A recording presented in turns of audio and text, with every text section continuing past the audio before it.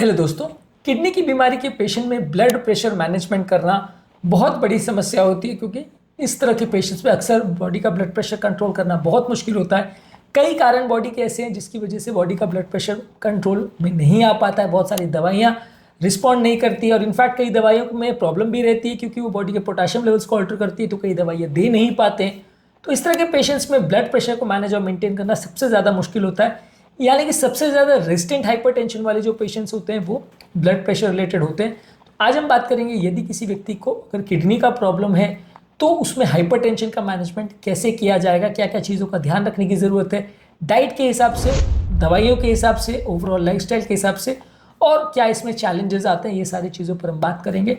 Topic बहुत important है हर kidney disease के पेशेंट्स के लिए क्योंकि हाइपरटेंशन मैनेजमेंट किडनी के पेशेंट में सबसे इंपॉर्टेंट समस्या होती है। टॉपिक पर जाने से पहले जो लोग हमारे चैनल पर नए हैं उन्हें रिक्वेस्ट करूंगा कि चैनल को सब्सक्राइब करें, वीडियोस को लाइक करें, शेयर करें, फॉलो करें, कमेंट करें, पूरा देखें। टॉपिक बहुत इंपॉर्टेंट है हर उस व्यक्ति के लिए जिसको किडनी का प्रॉब्लम है। पहले हम बात करेंगे किडनी के लाइफस्टाइल चेंजेस पर, फिर मेडिसिन पर और फिर उसके चैलेंजेस पर। टॉपिक एंड तक देखिएगा। चलिए शुरू करते हैं इंपॉर्टेंट वीडियो।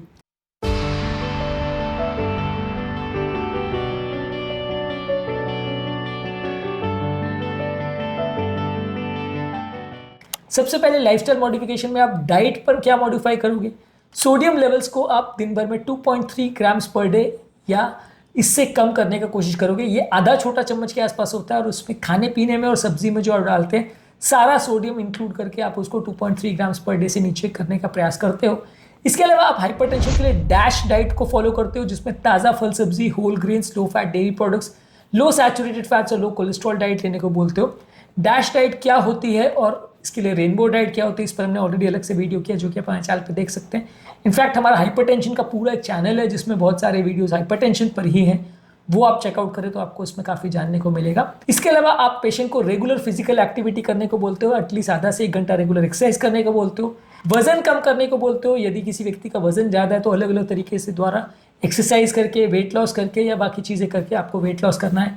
वेट लॉस पर हमारा अलग से चैनल है जो आप चेकआउट कर सकते हैं। इसके अलावा एक्सरसाइज करने में किडनी डिजीज वाले पेशेंट को क्या प्रिकॉशन रखने की जरूरत है, इस पर हमने एक अलग वीडियो किया है, इसे भी जरूर देखें। इसके अलावा जिन लोगों को व्यसन है, अल्कोहल लेते हैं, उनको अल्कोहल बंद करना चाहिए। जो लोग स्मोकिंग करते हैं या तंबाकू खाते हैं उनको ये बंद करना चाहिए।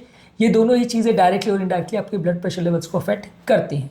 तो ये तो वो लाइफस्टाइल चेंजेस जो आपको करने की आवश्यकता है यदि आपको किडनी का प्रॉब्लम है। तो अब बात करेंगे दवाइयों की। दवाइयों का मैनेजमेंट अक्सर किडनी पेशेंट में बड़ा मुश्किल इसलिए हो जाता है क्योंकि बीपी का लेवल एक तो बहुत ज़्यादा होता है, 200-250 के आसपास होता है। पेशेंट दवाइयों को रिस्पॉन्ड भी नहीं करता है और कई दवाइयाँ जो हम रूटीनली दूसरे पेशेंट में यूज़ करते हैं जैसे एस इनहिबिटर्स, ARBs या स्पाइनोलेक्टिन एंटागोनिस्ट, ये सारी जो दवाइयाँ हैं वो कई बार किडनी पेशेंट में मना हो जाती है क्योंकि पोटेशियम लेवल ज़्यादा होता है। तो हमारी दवाइयों के ऑप्शंस कम हो जाते हैं जो हम इन पेशेंट्स में दे सकते हैं। कई बार पेशेंट की ओवरऑल ड्रग टॉलरेंस भी थोड़ी कम रहती है। इस तरह के पेशेंट में फर्स्ट लाइन ड्रग्स में एस इनहिबिटर्स यानी लिस्टोप्रिल, एनालोप्रिल, कैप्टोप्रिल, पेंडोप्रिल, इस ग्रुप की मेडिसिन, एंजियोटेंसिन रिसेप्टर ब्लॉकर्स यानी रोसार्टन, वैसाल्टन, कैडिसार्टन, एजिलसार्टन, ये ग्रुप ऑफ मेडिसिन ज़्यादा देते हैं। जो न्यूअर मेडिसिन है आर्नी जो कि वैल्सार्टन साइक्लोपेंटिल कॉम्बिनेशन है, ये ग्रुप की मेडिसिन सबसे ज़्यादा प्रेफर करते हैं क्योंकि ये किडनी को प्रोटेक्ट करती है। लेकिन जब किडनी बहुत एडवांस स्टेज ऑफ फेलियर में चली जाए तो ये दवा को ज़्यादा नहीं यूज़ कर सकते क्योंकि पोटेशियम लेवल को बढ़ा सकती है।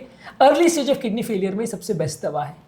इसके अलावा इस तरह के पेशेंट में आप कैल्शियम चैनल ब्लॉकर जैसे एम्लोपिडिपिन, निफेडिपिन, सिल्निडिपिन यूज़ करते हो जो कि इस तरह के पेशेंट में काफ़ी कारगर है, पर लेकिन रेगुलर से बहुत हायर डोज पे देना पड़ता है। बीटा ब्लॉकर जैसे मेटोप्रोलोल, एटेनोलोल, नेबिविलोल, बिसोप्रोलोल यूज़ करते हैं, ये भी किडनी पेशेंट में काफ़ी यूजफुल है। एल्डोस्टेरोन एंटागोनिस्ट जैसे स्पाइनोलैक्टोन या एप्लेनोन, ये रेजिस्टेंट हाइपरटेंशन में यूज़ होता है लेकिन इसमें पोटेशियम बढ़ने का इशू रहता है तो higher stage of kidney failure में यूज़ नहीं होता।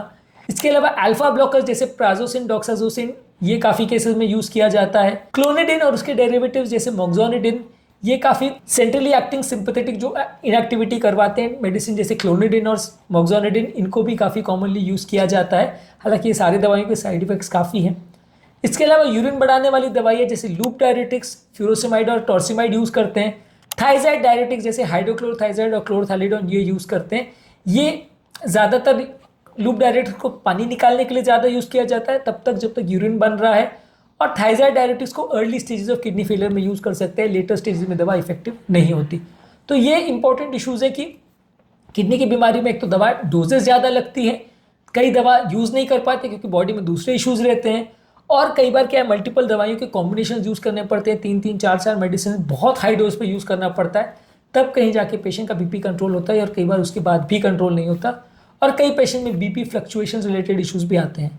सडन एक्सेलरेटेड हाइपरटेंशन के क्या इश्यूज और कॉजेज होते हैं उस पर हमने ऑलरेडी सेपरेट वीडियोस किए हैं, उनको जरूर चेकआउट करें। इस तरह के पेशेंट में रेगुलरली आपको ब्लड प्रेशर चेक करने की जरूरत है, एटलीस्ट हफ्ते में 2 से 3 बार, और रेगुलरली किडनी के भी टेस्ट करने की जरूरत है, जिसमें क्रिएटिनिन और यूरिया ये सारी वैल्यूज और किडनी के ओवरऑल फंक्शंस को टेस्ट करते रहिए। ये सारी चीज़ें बहुत ज़्यादा ज़रूरी है किडनी के पेशेंट्स में, खासकर जिनको मल्टी एंटीहाइपरटेंसिव मेडिसिन चलती रहती है।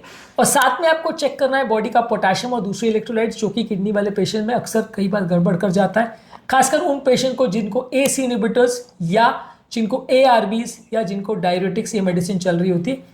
इनमें कौन कौन सी मेडिसिन इंक्लूड है ऑलरेडी हम बात कर चुके हैं। इसके अलावा इसमें स्पेसिफिक क्या इश्यूज आते हैं, इसमें स्पेसिफिक इश्यूज ये आते हैं कि किडनी के पेशेंट में कई बार वॉल्यूम या पानी बहुत ज़्यादा रहता है तो उसको निकालने के लिए अलग से दवा देनी पड़ती है।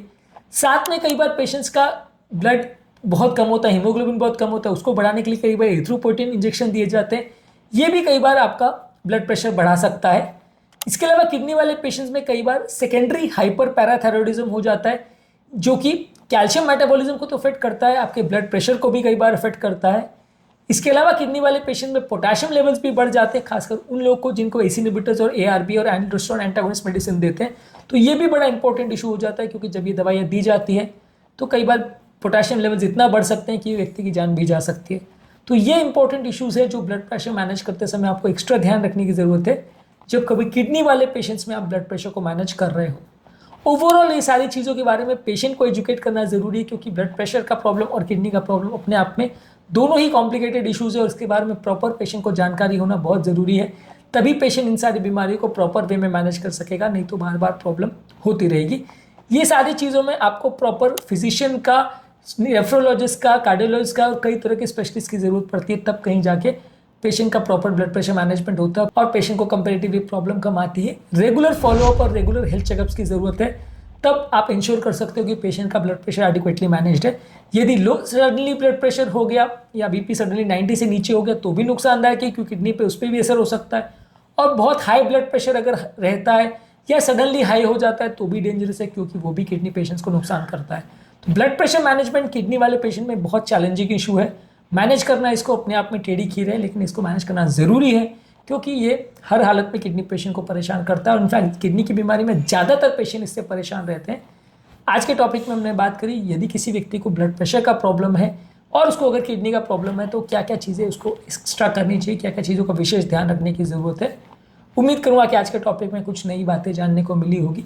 किडनी की बीमारी वाले पेशेंट में एक्सेलरेटेड हाइपरटेंशन और बहुत लो ब्लड प्रेशर, ये दोनों ही इश्यूज़ को कैसे मैनेज करते हैं, इस पर हमने ऑलरेडी अलग वीडियोज़ किए हैं, इनको ज़रूर चेकआउट करें। टॉपिक एंड करने से पहले जो लोग हमारे चैनल पर नए हैं उन्हें रिक्वेस्ट करूँगा कि चैनल को सब्सक्राइब करें, वीडियोज़ को लाइक करें, शेयर करें, फॉलो करें, कमेंट करें, पूरा देखें।